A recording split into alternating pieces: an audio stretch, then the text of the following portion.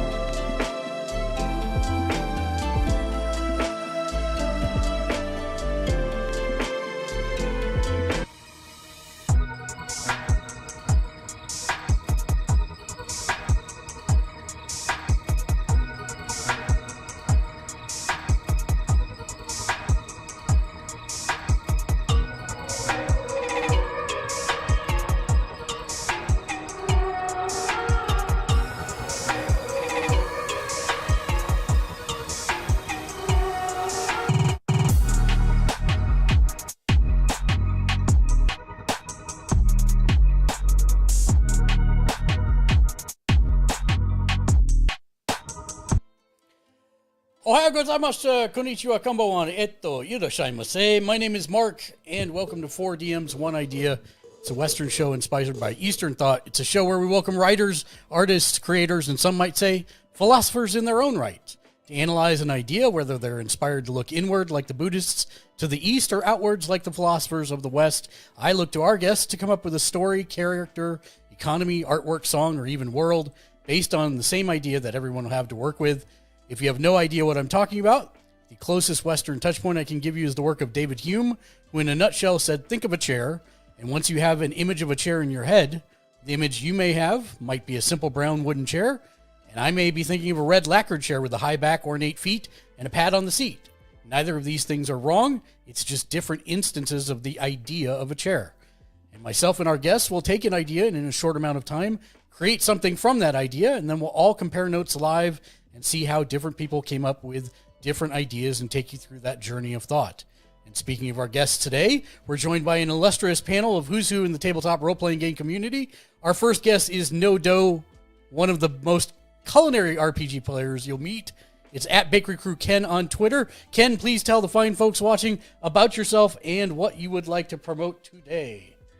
Well, I'm Ken. I'm a gamer. I'm a DM. I've played all kinds of different games. We just started a podcast. Our Bakery Crew, we like to call us, about 10 people, been playing games together for a long time. We just started a podcast called Roll with the Party. We've got a cool little beholder logo there. You can find us anywhere podcasts are available. Excellent. And our second guest tonight is a longtime contributor and supporter for Gamers Ledge and is the DM for our Rifts Ukraine Freedom for the Borderlands campaign and about to launch his own Twitch channel himself. John. Hello, John. Welcome to the stream. There we go. Unmuting helps. Thanks, Mark. It's great to be here. As you said, gamer, war gamer, dungeon master, all-around nerd. Happy to be here. Yes, I will be launching a channel. I'm going to be painting figures and talking about Warhammer 40,000 lore. And hopefully that'll be interesting. I'm sure it will. And I'm excited to be here, Mark. And I'm going to give you a quick shout out since we know your Twitch stream name. Shout out Drogadan. There we go. So people can give you a follow on the chat. Even though you haven't officially launched, we can pre-thread a couple follows for you, hopefully. There we go. And our third and final guest is a super sleuth. When there's a murder of the English language, you'll most likely find him there investigating. And that's Rick Stevens, PI. I've been meaning to ask this for a long time. Thank you for the follower, EO Nadal. I appreciate that very much. I've been meaning to ask this for a while for you now, Rick. Does the PI actually stand for pun investigator? I like to think it was pun instigator. Oh, that's even better.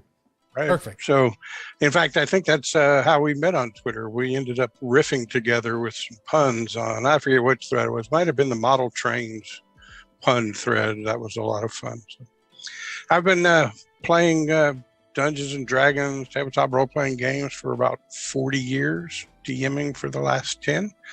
Just recently started streaming our Call of Cthulhu game, and you can see that at Percentile Vice on Twitch or video on demand on YouTube and any of your podcast platforms. Just search for Percentile Vice. You'll find us. You'll find me on Twitter at Rick Stevens PI. Thanks a lot for having me here, Mark. Absolutely. Before we get too far started, first off, and suddenly my camera is out of focus. That's never happened. See my hand and pull it back. That's really not much better. That's weird. I don't know why. Let me change it back. Yay, when you are your own production coordinator. The best. Hey, there it goes. Yay. Perfect. We do have a couple. Just a small burst of energy. Yes, just a small burst of energy. I love this. Is going to be a long night. I can tell already Rick's going to run circles around me. thank you, everybody that's in chat. I will get to chat in just a second. I do need to go through a couple more announcements. Before we get started, I must give credit where credit is due. I was inspired to create this show by Andrew Huang. He's an amazing music producer on YouTube who had the idea to create 4 producers, 1 sample, which was kind of the inspiration for this show. If you enjoy music and creation, make sure to check out Andrew's YouTube. Also, if you enjoy this kind of mental exercise for TTRPGs, I also suggest you check out at VA Redemption's Writer's Block on Wednesdays, or on Thursdays, excuse me, where they're taking words from guests and building an entire world based on those words. So it's not quite what we do, but it's very similar, and it's very interesting as a collaborative writing process. So that's, I believe they're Redemption VA on Twitch, but it's at VA Redemption on Twitter. We also have Join Streamers for Kids, a streamer group promoting Extra Life, which, if you're not aware, is a charity to buy sick kids in hospitals gaming equipment to make the things they're in for not quite as unbearable. If you'd like to donate and brighten some children's days, simply on our Twitch page, scroll down to where it says the giant 2 words program schedule and click on that program schedule, and it will automatically take you to the donations page. The Twitch extension is not working properly, but if you click on program schedule, it'll take you right to the donation page. I also want to thank the new follows on Twitch. We blew past 500 last week. We're headed towards our new goal of 750 by March 20th, which is my birthday. We hit our 2nd month of sub goals already and exceeded it thanks to Wolf's Gun and his 10 give subs last night. And, of course, Jag re-upping, and, of course, Ken during the break actually subscribing. Thank you for the subscription, Ken. You didn't have to do that, but that's very nice of you. I thought I already was. Oh, it's all good. I also want to give a huge shout out to Mr. J Nice for his extremely generous $50 contribution towards our Streamers for Kids goal. Skix Tracks, Redemption VA, and Sativa Sally for the raids last night. We truly appreciate everyone trusting us with their community and introducing ours to theirs. I'm humbled by the support we've gotten from both the small streamer community and the TTRPG family, and I am through the moon with the community that we are building. So thank you to our new followers on Twitch, Hua Youngie Official, Jaded Jaden 39, Percentile Vice, Rhett, Rabbits 30,001, Musty LA, Pierre Moodle, and Pickle Rick 2019. In that same vein, we put up a new community challenge a couple weeks ago that got obliterated at 15,000 points in 2 days. So we will be doing a streamers one-shot where we will get Bearden, Persephone 13, Jag Leisure, Mystical Panda, and Sleep Deprived. These are all streamers who have never played a TTRPG before, and we will do a one-shot D&D story with them. It is actually the culmination of a 18-year storyline. But that will be happening on my birthday, legitimate Sunday, March 20th at 10 a.m. live stream. So mark that in your calendar. It should be an amazingly good time. And we've also changed the channel point rewards tonight. There's only one that affects the show. It's 500 points, and it is designed to make us all take a drink and cheer to Torm. I saw we do have a couple of those in here. I will do those in a moment. So let's take that in. And then the last thing that I would ask is for those of you in chat, if you would, there is a 1 point redemption in the channel points as well. Then if you check in, that lets me shout out everybody after the show on Twitter, because of course Twitch chat only scrolls back so far, unfortunately. So I appreciate everybody that checks in. Let me go back and actually see how many Torms I have here, because I think it's more than one. Let's see. Let's see. Percentile Vice down with the Rickness. Nice. So we have one from Matt. And welcome everybody to the stream. Hello there. And then the second one from... Perfect. Second one from Slowbake. So 2 to Torms, if we would all, everybody. To Torm. To Torm. Norm.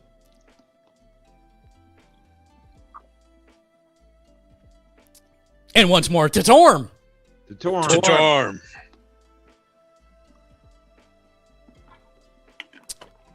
So,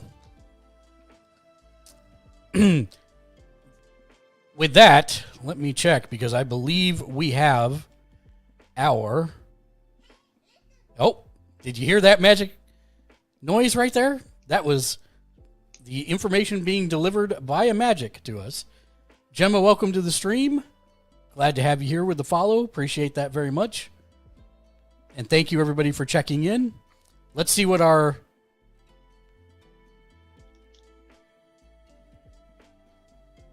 All right. Uh-oh. Oh, boy. Oh, man. So, if you aren't aware, our patrons on Patreon are the ones that are submitting this, and then once we go through all the patrons, we'll go through all the Twitch subscribers as well. Capricious elephants. I don't even know what that word means. I'm going to have to Google it. Capricious elephants. Is a good way to respond to that. So I'll set us on the channel here. Omnius, welcome to the stream. I appreciate. No problem, Omnius. Take your time. Travel safe. I'll put the 15-minute timer up. We have 15 minutes to come up with something from Capricious Elephants.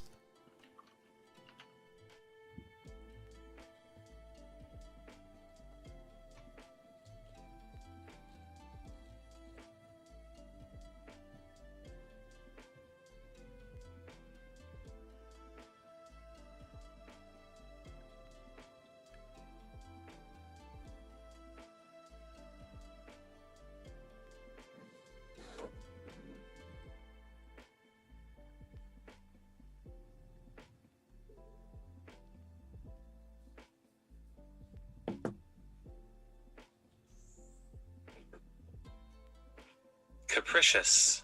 Okay. Capricious. Okay. Capricious. Okay.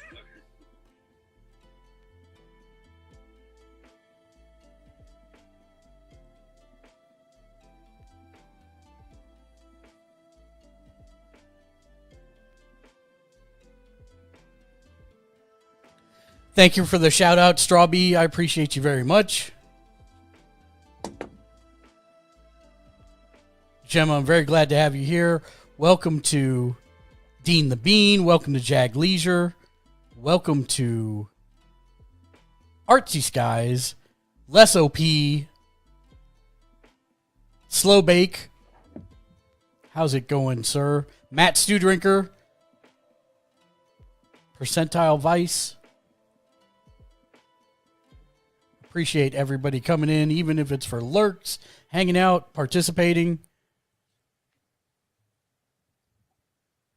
I'm still trying to figure out what the heck I'm going to do for this particular idea.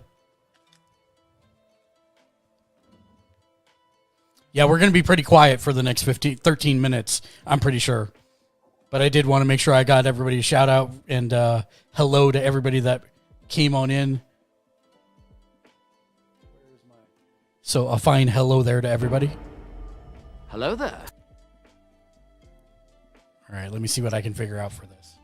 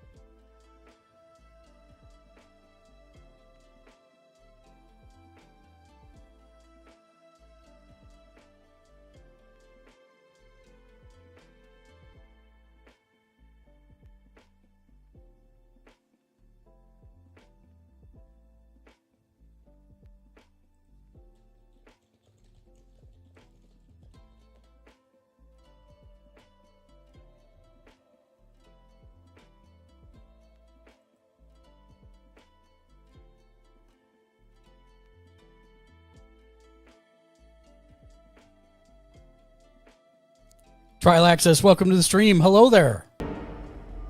Hello there.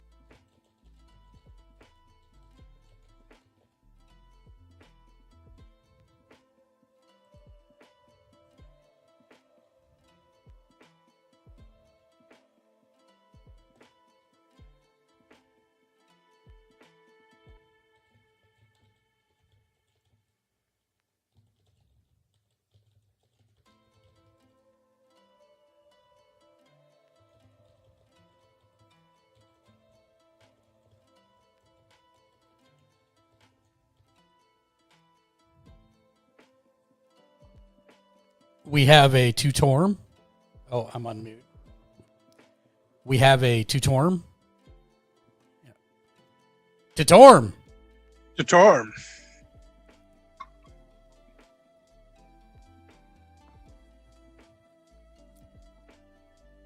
Thank you, Daniel.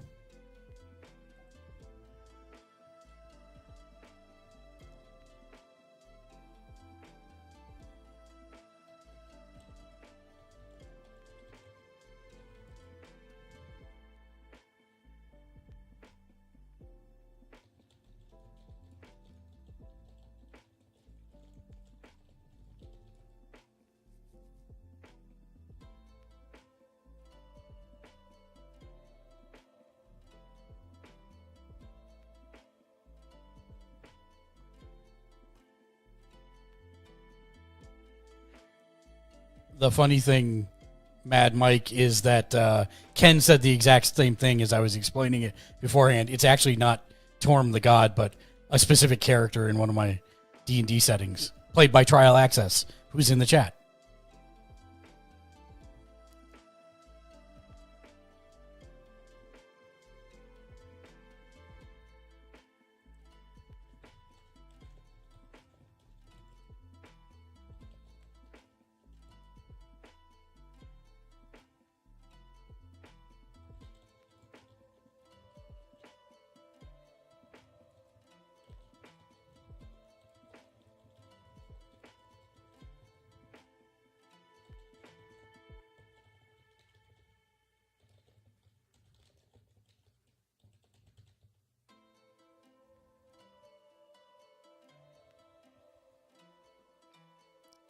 Also, Mad Mike, since I didn't see you come in, welcome to the stream and hello there. Hello there.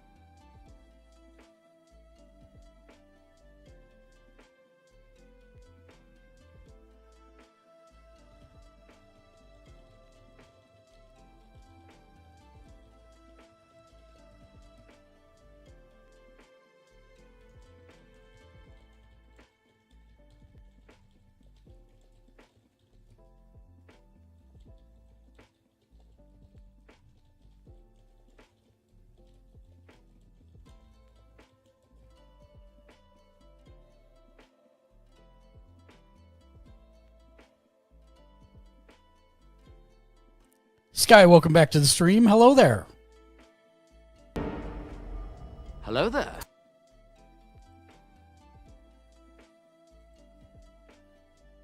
I've got most of mine fleshed out.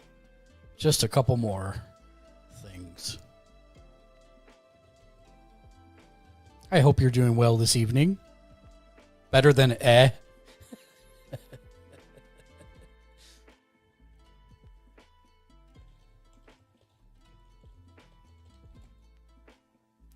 D&D Bakery Group, welcome to the stream. Hello there. Hello there. We're closing in our last 5 minutes to flesh out our ideas, which this time was capricious elephants. The idea was capricious elephants.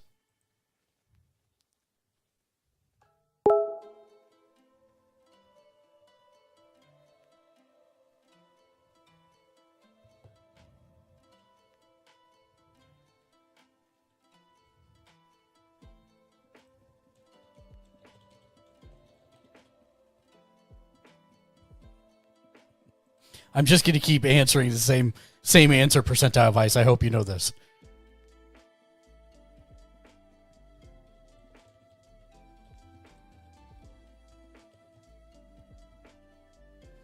Bushwell, welcome to the stream. Hello there. Hello there.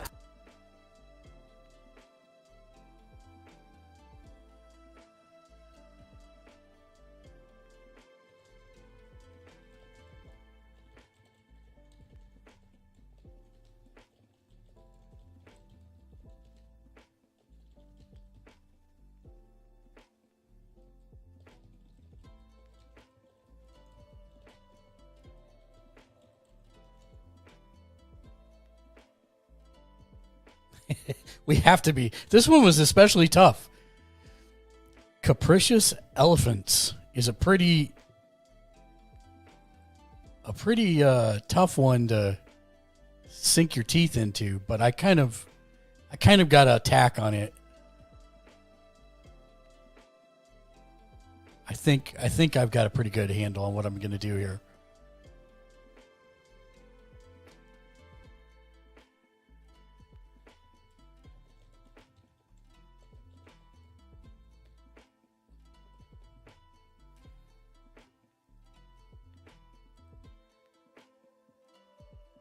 What I absolutely love, thank you, Sky. I appreciate that.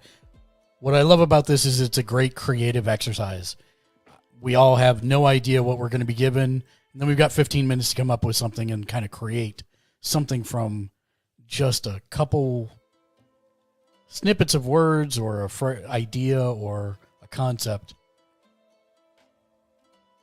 And then how we interpret that, of course, is going to be different for each of us. What did the elephant say to the capricious significant other? Anywhere they want. Anywhere they want.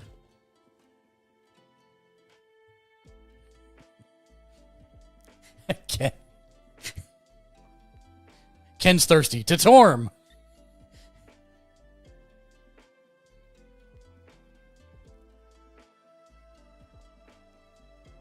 Thank you, Ken.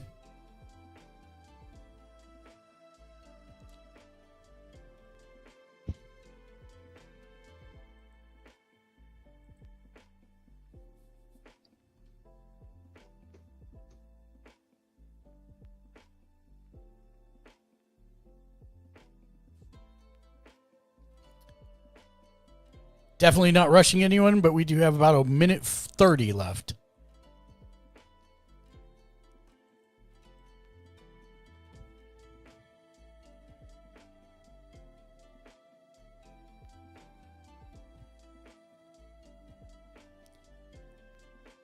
Bourgeois, my day has been excellent. How about you, my friend?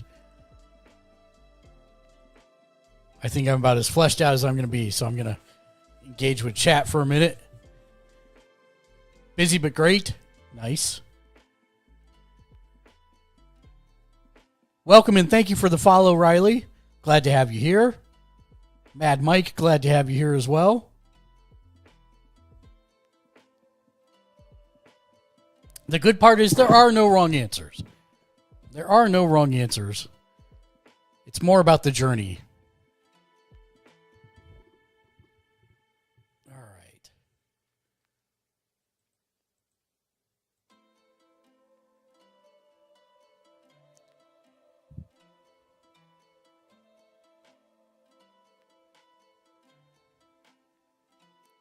And folks, if you would, so I can give you a shout out. At the bottom left, where there's the musical notes underneath chat, if you click on that, there's a 1 point redemption that says check in. That way I can give everybody a shout out after the show.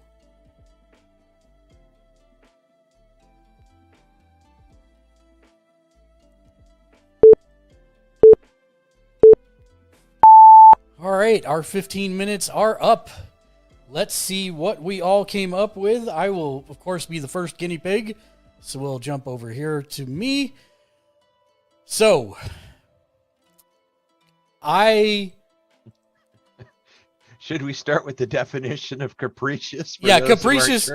Capricious is almost like you could synonym it as bipolar or turning on a dime. Like I Google given to sudden unaccountable changes of mood or behavior. Right. Yeah, I Googled it too. Yeah. And so I went with the plot hook for this because I find that 5e is one of those sandboxes that has something for everybody. And you could use this in any particular story. It doesn't have to be 5e. But that's, for me, kind of where my touch point lies right now. And there is a elephant player race called Loxodons. Wow. And they're known for being, unless they're at war, they're known for being very even-keeled. And so I went with the plot hook that one night during a storm, over a village of Loxodons, a meteor crosses overhead and crashes into the village, exploding, and almost all of the Loxodons in the village are affected by the fallout of the meteor. And at first it seems like there's nothing different and everyone recovers. However, after about 3 weeks, the other settlements that are normally in contact with the village have noticed there's no longer communications or trade going in or out of the village. And the task has befallen the players on behalf of some local magistrate or something along those lines to go to the village and investigate. And once they get to the village, they find that the village seems absolutely fine, with nothing wrong. And while that the Loxodon community is initially welcoming, the villagers have all become superpowered and can turn on the party in an instant. And it's not one of them, it could be all of them or none of them, constantly keeping the player party on their feet. That's kind of where I went with this, and to give insight into my thought processes for this, I kind of like using Loxodons because they are known for being even-keeled unless they're at war, because then they're super fierce fighters. And I completely ripped off the plot of Meteor Man, which was a very low-budget movie that came out in the early 90s to create this, because that's 100% what it is, except for the part where the party has to go investigate. But Loxodon's an already existing race in 5e? So, sort of. It's actually from Magic the Gathering. Yeah. But they did a crossover book, and so you can have Loxodons in your campaign if you want to now. Oh, that's cool. Yeah. So there's not one specifically in D&D core books, but in the expansion crossover with Magic the Gathering, they have them. And so we actually have one in our Monday night group as well. So that's kind of fun. Oh, wow. So that's, I guess, questions? Yes, Les. That's exactly correct. They are completely from Magic the Gathering. So maybe I missed it. A meteor went overhead, or a meteor crashed into the village? Yeah, it flew overhead and then actually changed course and crashed into the village, exploding. And so was it radiation or dust, or what is it that is? It's actually pieces MacGuffin? It's actually pieces of the meteor that are absorbed into the town folk. Okay, cool. Yeah. They don't have to be very big, but yes, that is the gist of it. And if... go ahead. Yeah. I don't want to meet a Loxodon in a bad mood. I'm just saying. Right. They're intimidating. 100%.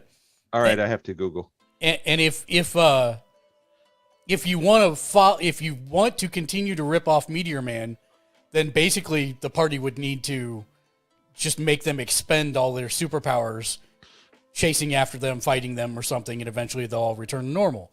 Or maybe they don't. That's why I like plot hooks, because it's up to the DM on what kind of spin they want to put, or what they want to, maybe it is a MacGuffin. They have to find a cure for the meteor shards, or find some other way to get the meteor shards out. So yes, 100%. Change course. Okay. That was an intelligent mental land there. Yeah, that's exactly what happened in Meteor Man. So yeah, that is exactly what happened in the movie. Which, if you've not watched this movie, it was a movie made on somebody's credit card for $10,000, and it actually was not a bad movie, to be honest. It wasn't like a cinematic tour de force, but it was not bad for what it was. Hey, I made a movie for $10,000. That's right, you did. Matter of fact, you can see it on Amazon and a few other streaming services. I'm the executive producer. It's called Bounty.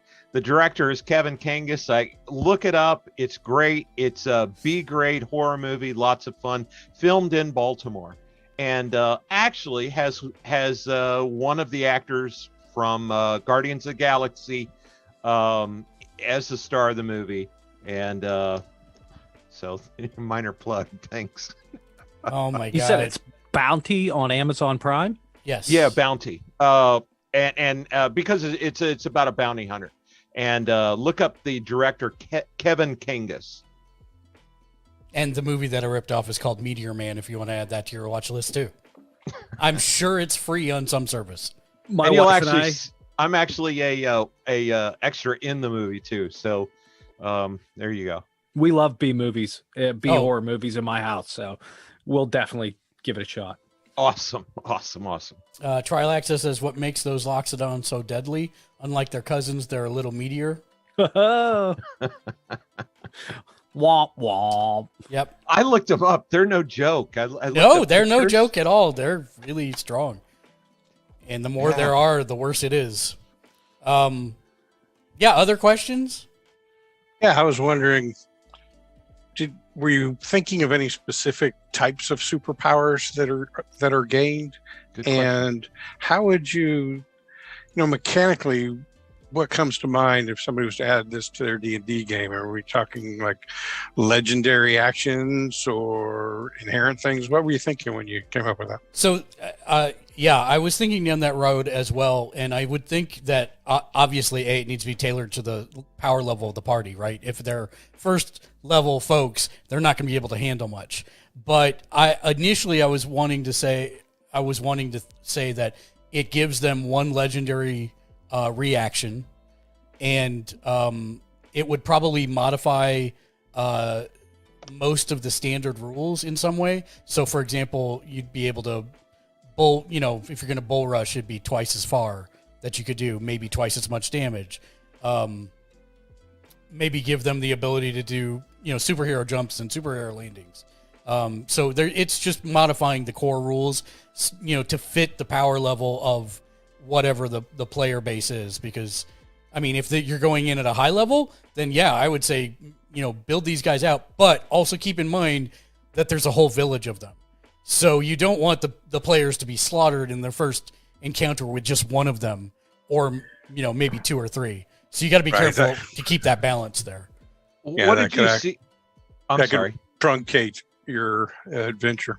Yes, it would very much truncate your adventure. Thank you. I do love that.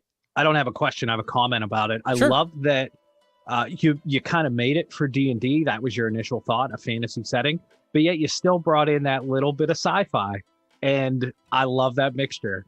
Well, I get told all the time that I don't do enough sci-fi, so I was actually thinking about that during the. Was that for me? Mission brief? It was actually. I love you too. You and Daniel both. Well, right. Yeah. Because both of you yell at me all the time that I don't do enough sci-fi. So there you go. But I think I always like the unexplained. What triggers the capricious? Are they like, so they go from, hey, I'm the serving in the tavern and here's a beer and now I'm ripping your head off. What's the trigger that, obviously the trigger is something to do with the meteor, but what is it in that specific instance that's triggering the capriciousness? Yep. Nope. I was thinking about that as well. I would think that one of the best things you can do to your table to drive them insane is make them roll when they don't know what they're rolling for. Yes. And so my entire thought was is that they need to make either a not a deception, but a persuasion roll or some other social roll, just completely at random times, so that the players are like, WTF is this for? And it should be a pretty low chance to trigger. So you could do like a D100, have them do, or I wouldn't do a D100. I'd keep it a roll that they're already used to making, but then make the difficulty on it, so that the only way they're going to trigger it is if they roll like a 1 through a 5 or something along those lines. And once you started talking about rolling, I'm thinking a D20 table of capriciousness. Yep. And your different Loxodons may act differently capricious at a particular time. 100%. It'd be a lot of fun. Yeah, and you know, I love driving people nuts, but going, why are we rolling this? I didn't say anything. Why are we rolling this? It's just how other people are perceiving them and taking it, especially with the modified stats. So, Did you always see it as angry, or is there going to be some other kind of? Is the serving wench in the tavern suddenly going to be flirting with the dwarf? No, I would think probably that it would manifest as angry, because since they have been modified with superpowers, if you will, that, you know, it would need to be some way that they can really convey that. I mean, it's open to interpretation. You totally could take it a different direction if you wanted to. Maybe it's something that they start reacting weirdly when you fail that roll. Like, for example, you know, somebody doesn't make a joke and the receiving end Loxodon on that conversation starts laughing like it's the funniest thing they've ever heard. I mean, you could almost turn it borderline horror with that kind of set of reactions if you wanted to. But yeah. I personally would kind of default to angry, but you could take 1,000 different directions. Wow. A trigger word nobody knows, but people say a lot. Exactly, Mike. You've got it 100%. You could make it be the word "the." Every time that the players say the word "the," they have to make a roll.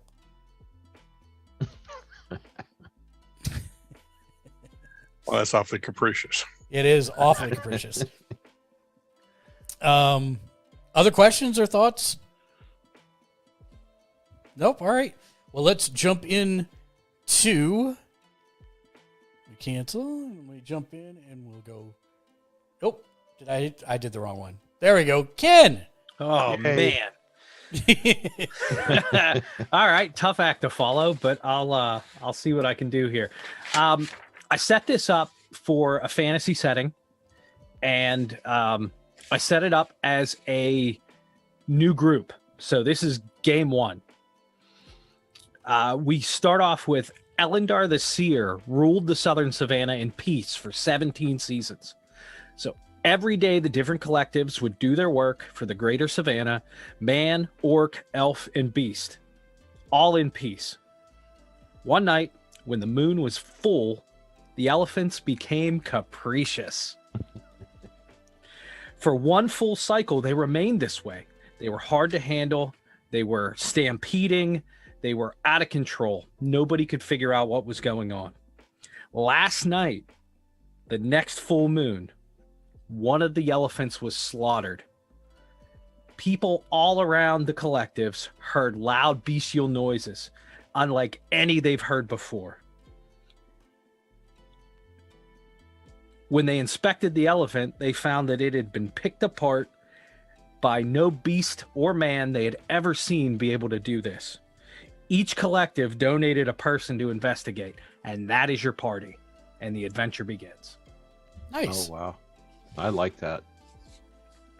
So, is there, in your mind, a solution that you already have for why they turned capricious? Maybe. I'm one of those DMs that I have an idea on what I want to do, but if somebody in the party says something that's really good, I'm like, yeah, that's it. That's what it is. Fair. That's totally fair. And that's why they're called I plot totally hooks. had that in my mind the whole time. Yeah, that's right. what it was. That's totally what it was. The capricious DM. Wow. But so it sets up where you can start a party, and in the collectives I put in there, I put man, orc, elf. You can make those any collectives of what your party wants to play. It doesn't matter. What matters is there was peace for a long time. Now what? And what do you do next? But all these different people from different districts in the new version of the Hunger Games. And we have a Tutorm. Tutorm. The Torm. Whoop. Mad Mike wants to know, did something kill that elephant or did something burst out of it and run away? Mad Mike better roll up a character and get in the game and start right. investigating. No, I know Mad Mike. He's a good guy. I was going for the whole were creature idea. With the full moon, you'd have to investigate. Right. Maybe a were creature.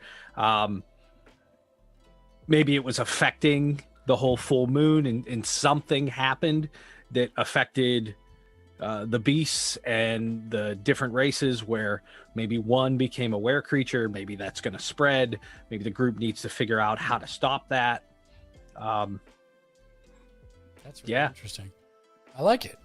Yeah, I like it a lot, especially if you get into horror. Werewolves or were creatures in general are my favorite. I would not want to see so you had me elephant. at were creature. I had that in my. As soon as he said were creature, I was like, "Oh heck yes, a woolly mammoth, were elephant." Because you go from elephant to full freaking African afro, elephant afro, woolly mammoth, tusks grow out. Oh my gosh, yeah! I wish I was an artist because I can see that in my head. Oh my gosh, yeah. I know you guys are a fan of riffs, and we played that. Just wait. Yeah, we played that back in the day, and there were tons of different were creatures, and I always loved that. That was my first exposure to anything other than a werewolf, and I just love that idea that you could take any creature and make it a were creature. Mm-hmm. And D&D has the shifter, which is a playable race that's sort of like a were creature, but not really. It's not as powerful. I really like that race. You could work that in here somewhere. The group finds some sort of cure for the lycanthropy, and it holds it at bay. So now you have shifters. And Mike also follows up with even a warehouse. Well, a were elephant. That would pachyderm punch, wouldn't it? Oh. Yeah. Yep. You truly are the PI. Other questions for Ken? Thoughts, comments? I really like it. I think that's a really good plot hook to bring a party together. I like that it wasn't just a plot hook, but also a new setting, right? Mm-hmm. This area and these factions, and I'm not factions, collectives, I think you called them. So you could really just build that out from just an adventure plot hook campaign to a whole new world. Yeah, if somebody wanted to take that and run with it. Yeah. Oh, and the interesting thing, one of the reasons I really like 5e right now is because there are so many third-party supplements being made for it. There are actually there is a supplement specifically designed so people can play as animals in 5e. So you could still even run this with 5e if you wanted to, and then incorporate shifters and other things like that in that. So I'm trying to remember what the name of that Kickstarter was. I know Daniel might be able to tell me in chat because I know he was tracking it as well. If we find it, I will shout it out. We like to get creative in our home game. If you can think of something and have it work and not be overpowered, we usually let it fly. It's just about having fun. 100%. I have a Yanti monk in my campaign. Oh, nice. So, trust me, I know about letting it fly. Great. Well, in that case, we will move on to John. You're up. Oh, wow. Okay. So I started with Google. I thought I knew what Capricious meant. I wasn't quite there till I looked it up. So I don't know why, I followed and played along with the other two games and I didn't go to Riffs, but with this one, Capricious Elephants, my mind instantly went to Riffs. As Mark mentioned, I've been running a Riffs campaign, and apologies for the break we've had. and I'm hoping we get back to that soon. So, and before I get into this, I just want to say that I've already decided for the players of my Rifts campaign and anybody watching, this is now canon. Oh, What I'm about to Nice. say. great. Nice. Great. So, this is down in the portion of Africa that was formerly the Congo, among the survivors, the descendants of the Luba tribe, they came across a couple drones that were carrying supplies that had been meant and had traveled through a rift, and the rift opened up over that part of Africa, and they crashed. The drones were sent by MindWorks, which MindWorks is a crazy AI that lives formerly, east of Germany, in a mountain stronghold, and the drones were carrying what are called MOM implants, which mind over matter implants. And so the problem that the Luba tribe had is they were worried about warriors from Pharaoh Ramaset's forces coming southwest towards their area. And so they've been looking for a way to try to defend themselves against Ramaset.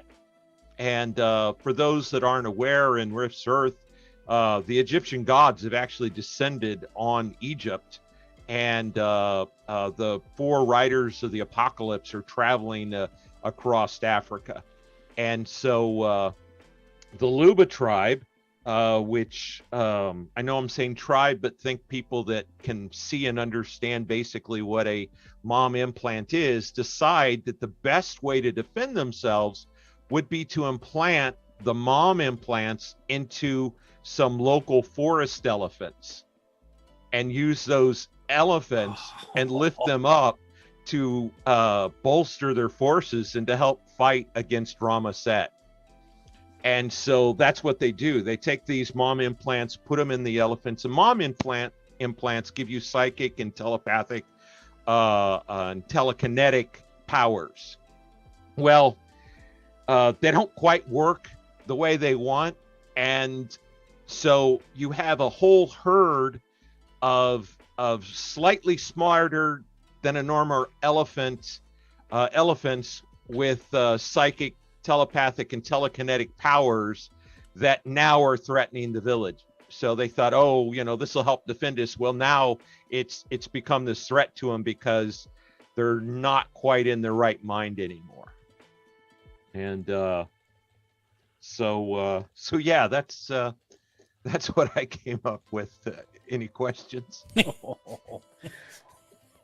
Wow. And for those of you that have never played Rifts, it's a lot. It's a lot, but it's also really fun. But it's a lot.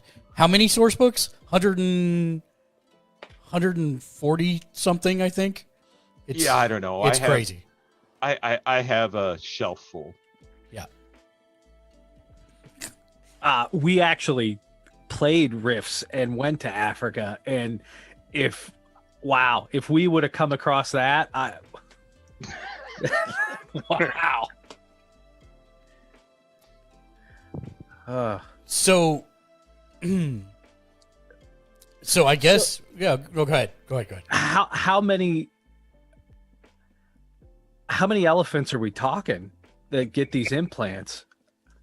In my mind, I was imagining 35. Wow. See, I'm trying to solve this. My player instinct is kicking in. I'm like, where can we find a mind melter that can try and tame these elephants? What do we do here? Yeah. Wow. That's a good adventure. I would like to play that adventure. I would like to come across that. So I've never played Rifts, But could you explain mom implants to me a little bit more so that So I can get more of a MOM feeling of what these elephants can do? Yeah, so mom implants are mind over matter, and they're implants distributed by MindWorks that give you psychic, telepathic, and telekinetic powers. And it kind of, there's variations among, it's a class of implant, right? It's not like one specific, it's a class. You have mom is the overall thing, and then underneath it you have this implant does telekinesis, so this implant does this, and it just uses the latent energy within a person to power that implant to do those specific things. And like in terms of damage, what would you be talking about if one of those elements were to do a psionic blast or like pyrokinesis? You have an elephant running around setting everything on fire. Right. It's terrible. Yeah. And they'd be able to float. Yes. They'd be able to. So they would flying, effectively yeah. Basically flying elephants that can do mind blasts and set things on fire, and probably and are smarter. Yeah. Right. Smarter than a normal elephant, and capricious. Yes. Yes. But you said something went wrong, right? These implants didn't quite work the way they were supposed to. Is that something inherent to elephants? There was too much energy or too little energy? Part of it's inherent to mom implants, right? In rifts, you have crazies, you have all. A lot of times when you start modifying things, it doesn't work exactly great, and so So I mean, that's part of not hooking up with the brain quite perfectly is kind of an inherent thing with that. And I'd imagine those were not the intended recipients anyways, right? Right. Yeah, it wasn't intended for elephants. It was probably intended for humanoids. Yes. And then these guys went, let's put them on elephants. That's going to work. Well, in rifts, if something can go wrong, it usually does. 100%. Yes. So, it's not a fairy tale game. It's a very... this happened. What I love about riffs is anything you can imagine can happen, and to me, a movie that is kind of a great example of riffs is Cowboys versus Aliens. Because it's I ran a campaign that Mark doesn't remember. But he played a ninja, and they were in the American Southwest hunting vampires. And I had a baby dragon, a ninja, a Native American shaman, and a coalition states dog boy that had escaped and was trying to live his own life away from the coalition. And all that works, and there's cowboys and Indians in the Southwest, and dinosaurs and robots and vampires. If it helps, I am a samurai Cossack in my game. Yes, my hair is nuts. Also, by the way, Daniel did very helpfully tell me that that 5e expansion that I was talking about before for playing animals is called Animal Adventures Secrets of Gullet Cove. Alrighty. So if you ever want to play dogs or cats or whatever, you can.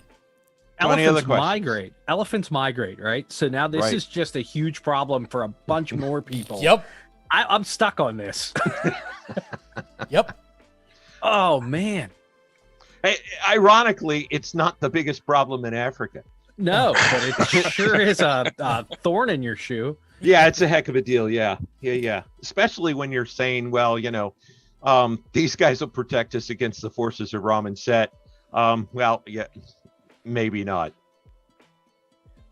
Think about just being an adventuring party going through Africa, and all of a sudden you run up on these elephants, and you're like, all right, there's a bunch of elephants, we'll just let them pass. And they start floating in the air and falling on top of you and not setting things on fire. And not floating like on all fours, but suddenly like Christ complex floating through the air with their feet outspread. Yeah, exactly. That's not a sight I'd ever want to see. And not only that, I also imagine them being mega damage creatures because they're using the psionics to create mega damage shields. Right. And yeah. in rifts, you have normal damage, which think like 45 pistol is going to do normal damage, and then you have giant robot laser cannons that do mega damage. And so in rifts, you actually have two types of armor. You have normal armor, and then you have mega damage armor, right? And a 45 pistol cannot damage mega damage armor. The round will just bounce off. It's like shooting a M1 Abrams with a 9mm, right? That's not going to accomplish anything. And so I imagine these elephants in having mega damage armor because of the psychic shields that they're projecting. And I had a conversation the other day that you would appreciate, John, where I was trying to explain the anime One Punch Man to somebody, and they played Rifts, and I just explained it as, okay, the main protagonist starts at level 1 with mega damage. That's it. That's it. That's it. Yeah. That's the whole premise of the show. It's hilarious. But yes. Any other questions for John? Yeah, that's good stuff right there. I always like sci-fi psychic elephants. It's always a win for me. All right, let's move on then to Rick. What you got for us, my friend? All right, so we're going to come full circle. I'm kind of, two folks that went with the elephants. I'm going with the Loxodon as well. I started off just like John and everybody else did with what the hell's capricious mean again? And I got the same definition you did. Given to sudden and uncontrollable changes of mood or behavior. And also and I just, to Torm. Oh. Thank you. Percentile Vice did that one. Thank you. Torm. To Torm. Yeah, Percentile Vice just did that one because they like seeing the Cthulhu mug come up on screen. Who doesn't? Like right? you do. So I decided to focus more on the behavior instead of the mood part of that definition, uncontrollable changes of mood or behavior. So I immediately, like you, thought of the Loxodon. Before I get to that, let me tell you what my throwaway one, since we just talked about Cthulhu, is I thought this might be a good basis for a Call of Cthulhu scenario, maybe something adjacent to the Mask of the Nile Arthotep campaign set in Egypt, and there's some, elephants around, and then some cultists messing with the mythos do something to the elephants. So take that and run with it if anybody wants to, but I did. Here's what I did. So according to the Guildmaster's Guide to Ravnica, that's the book that Wizards of the Coast put out where Loxodons are in. Loxodons are very, you mentioned, Mark, very even-keeled most of the time. But they also say they're very absolute in their thinking. Things are black and white. Shades of gray are lost on them, and they are relentlessly loyal. So thinking about those two things and the prevalence of guilds throughout Ravnica, the hook that I came up with was the normally loyal and calm Loxodon community in Ravnica have become erratic. They are not inherently always in a particular guild over any of the others. You can find Loxodon in any of the guilds, but all of the Loxodon in capricious fashion have been switching their loyalties between guilds, leaving one guild and going to some other one, and taking with them, because elephants never forget, guild secrets, guild schemes and plans. They're taking them with them. So it is causing complete upheaval in Ravnica. The tentative and tenuous balance between the guilds is just being thrown up into the air. So our party is tasked with uncovering the cause and, if possible, putting it into it. They probably got this task from I don't know, somebody up in a ivory tower. But I'm bummed. And so, how would you go about it? What's the cause of it? Kind of like Ken, I'd probably leave that up to the dungeon master. What do you want? If you were doing just a kind of a one shot or 2 or 3 shot small adventure, you could make the cause of this thing be something environmental or some small attempt at screwing with the machinations of the city. But if you wanted to build this into an existing campaign or a campaign around it, then this is a good place for your big bad to be creating some influence to disrupt the city. If it was me, I'd have some big bad, but it'd be a pair of them, and they would probably be named Gemma and Riley. Hey, Gemma. Hey, Riley. My granddaughters both popped into chat and said hello. So that's for them. I was saying that in chat that I was trying to figure out how you were making puns in chat and talking at the same time, because percentile vice is obviously an alt account for you. So I was trying to figure out how that worked. They clarified it. I still asked the same question anyways. So I'm trying to even think how to start this. When I borrow from other things, I like to incorporate that world building into it.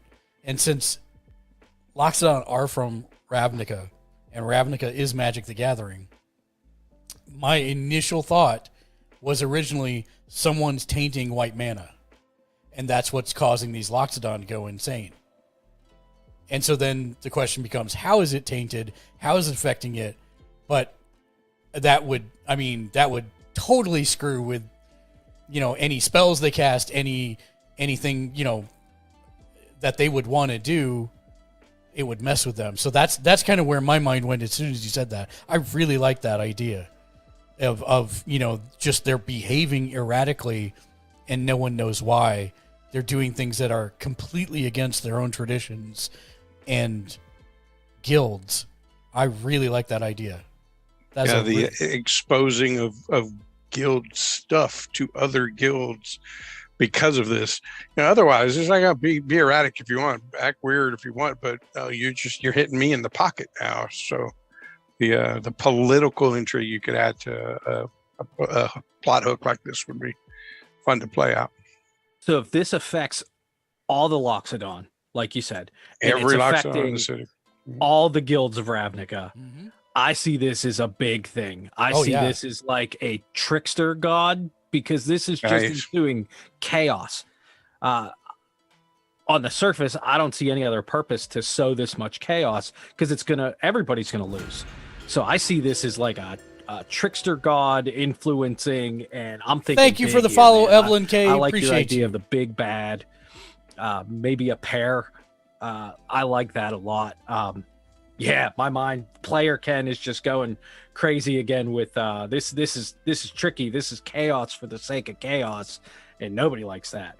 Well, see, I love that idea. Go ahead. I think one of the interesting things there too is you could have a table where you say, okay, these are all the Loxodon in the city and they belong to these guilds, and then you have a mana table that you roll on to see what they shifted from white to, that tells you what guild they went to.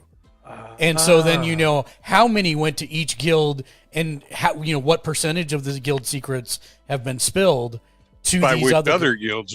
Exactly. And that's the type of stuff that I stay up at night thinking about, because I have a real weird fetish for spreadsheets.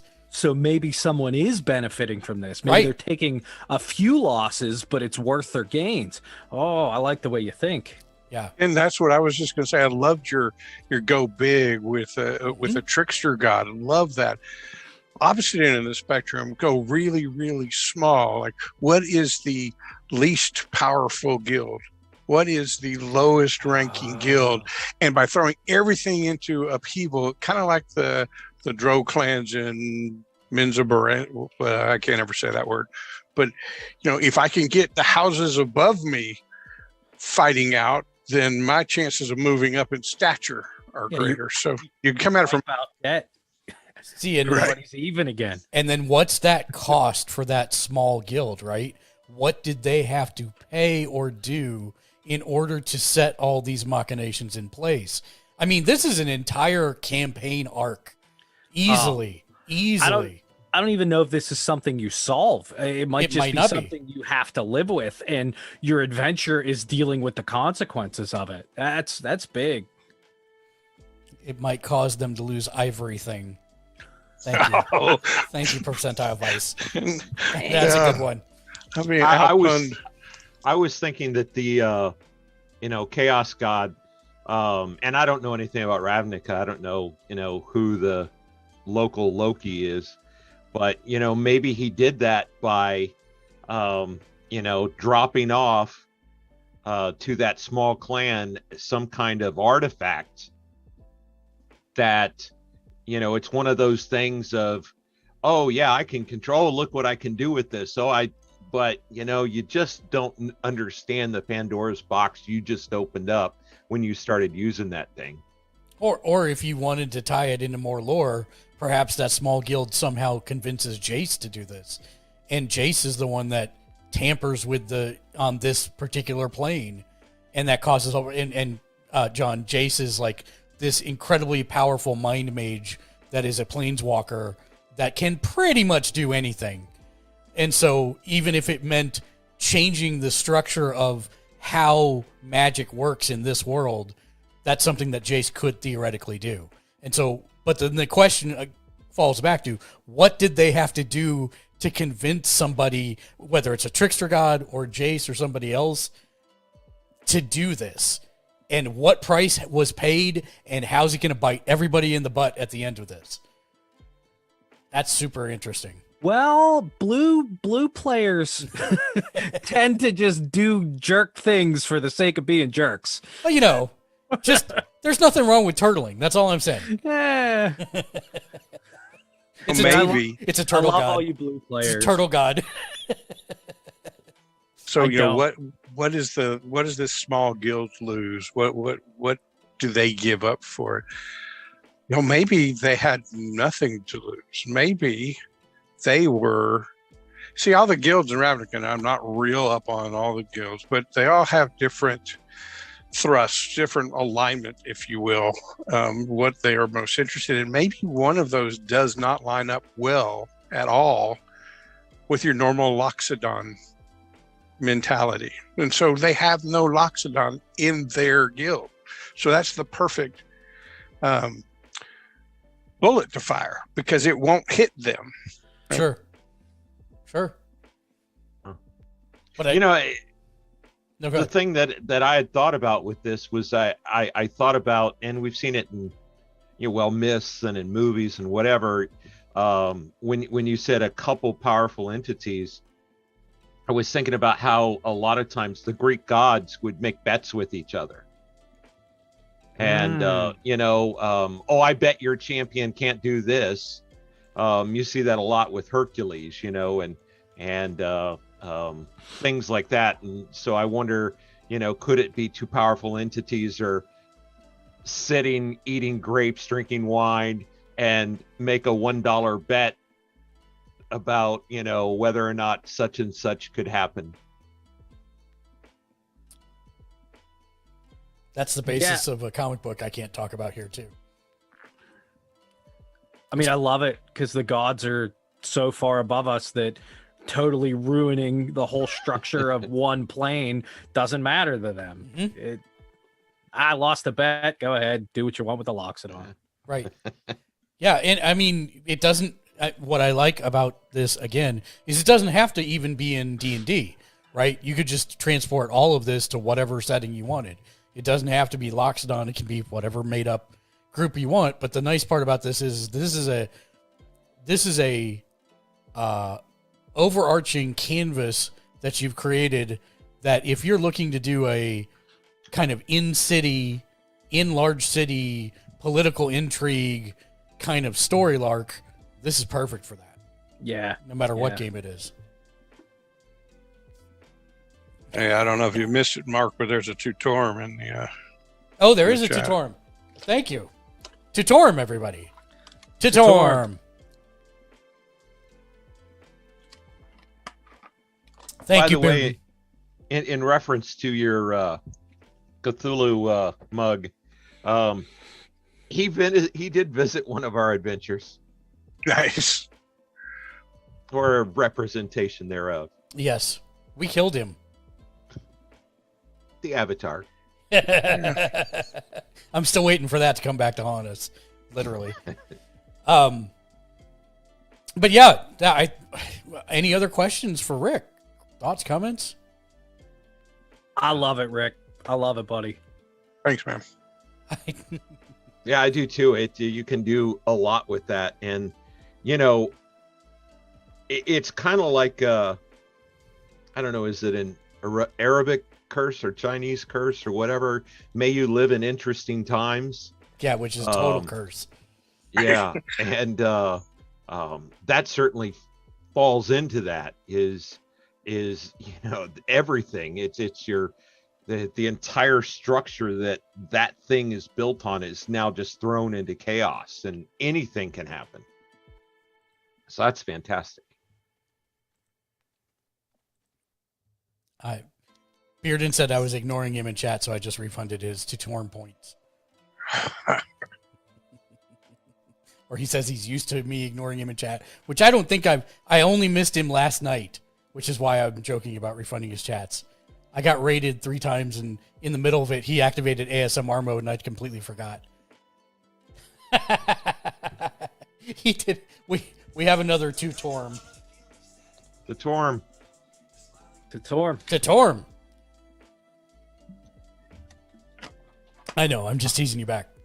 Bearden. I'm running out, man. I got to start taking little sips. No, actually, we've come to the end of the show. We have done exactly, once again, what I had hoped we would do, which any of these topics would be fantastic for your role-playing games, your creative writing exercises, for anything you'd like to use them for. Hopefully, people do get use out of them, incorporate them into your own campaigns, and have fun with them. Yes, cue victory sound from Final Fantasy, indeed. So I love all the ideas that came out of here again. Let me go through and have everybody tell where you can find you on the internets. We'll start with you, Ken. Where can people find you? Bakery Crew Ken on Twitter, Bakery Gaming Crew at gmail.com, and Roll with the Party podcast. We love talking about TTRPGs, games, Magic the Gathering, riffs, pop culture. We're a talk podcast, and we're just a bunch of nerds and friends who like to get together and talk. We got a really cool logo, so that's awesome. It is a really cool logo. And I love to make friends, so hit me up on Twitter if you just want to be my friend. Absolutely. That's how we hit each other up. Yeah. Absolutely. John, let the people know what you got going on. So twitch.tv/Drauganen, hopefully starting next week, painting and talking about Warhammer 40K lore. I think the first episode I'll be talking about the Emperor. Where does he come from and what's up with those ancient shamans? And also at Drauganen on Twitter. And and hopefully to start soon, hopefully not more than 3 weeks, back on Gamers Ledge on Thursday nights, riffs, Freedom for the Borderlands. It's set in Ukraine, freeing Ukraine from the warlords. So hope to see you all there. And last but not least, the pun instigator himself, Rick. Hey, I'm Rick Stevens. You can find me on Twitter at Rick Stevens PI. You can watch our Call of Cthulhu actual play on Twitch. Search for Percentile Vice, or on YouTube and any of your podcast platforms. Percentile Vice, that's us. I got you with the shout out so people can click right through. Thank you. Excellent. As always, thanks for joining us, everyone. If you'd like to support us, you can always do that by hitting the like button, the follow button, depending on your platforms. On YouTube, make sure you hit the like, subscribe, and of course the bell icon to be notified whenever we upload new content, which is almost every single day of the week, Monday through Friday. And last but not least, no matter where you're watching from, patreon.com/gamersedge. Get your name on every single show that we do for as little as $1 a month, just like the fine folks that have given us our questions for this particular stream. We are going to raid someone really quickly. I think Jag is running right now. He is. We're going to jump in with him. If you're not familiar with Jag Leisure, he's a great friend of mine. He is one of the most wholesome people you've ever met. And even if you're only into TTRPGs, you will fall in love with him because he is a phenomenal person. So we're going to raid him in a minute. I'm going to throw up our schedule. We will be back in just 45 minutes. We'll be back with our quick bite first look at Horizon Zero West. It just came out. So we'll be taking a look at that at 7 p.m. Pacific, 9 p.m. Central, 10 p.m. Eastern, 1 a.m. GMT right here at Gamer's Ledge. But for right now, we're going to raid Jag Leisure as soon as the schedule is done running. So thanks for watching. Until next time, thank you to my guests again. Thank you to everybody that hung out in the chat. El Donato, Percentile Vice, Bearden, Mad Mike. Who else do we have? Slowbake. Where is the rest of these? Rick, of course, is in there, as is Ken. Thin King Jeffy, Jag Leisure, Trial Access. I want to make sure I get shout-outs for everybody if I can. Part of the herd. Less OP. Yep. Less OP. TTS Savage Zoe. Thanks for popping in and saying hi as well. Of course, Artsy Skies, Bourgeois. You guys are all awesome. Thanks for coming in and hanging out. Strawbee, thank you for the shout outs. And until next time, be excellent to each other and game on. Game on to Torm. The Torm. The Torm.